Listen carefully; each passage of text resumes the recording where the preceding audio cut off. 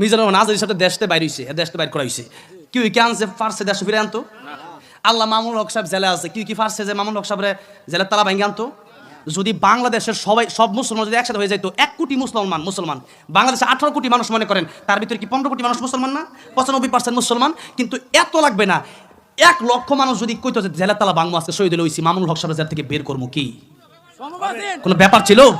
কিন্তু সত্য কথা হলো, দুঃখজনক হলেও সত্য কথা, বাংলাদেশের চোর ডাকাতের শাস্তি সবচাইতে কম, আলেমের শাস্তি সবচেয়ে বেশি দেওয়া হয়। অনেক আলেমদেরকে সুই ঢুকানো হয়েছে নৌকের ভিত্তি দিয়া, অনেক আলেমদেরকে গরম পানি দেওয়া হয়েছে, অনেক আলেমদেরকে সরাইছে, থাপড়াইছে, অনেক আলেমদেরকে রিমান্ডে নেওয়া হয়েছে।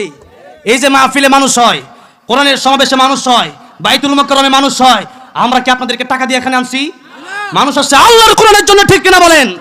তখন তারা জিজ্ঞাসা করে, আমরা তো লাখ লাখ টাকা দিয়ে পাই না, তোমরা পাও কেমনে?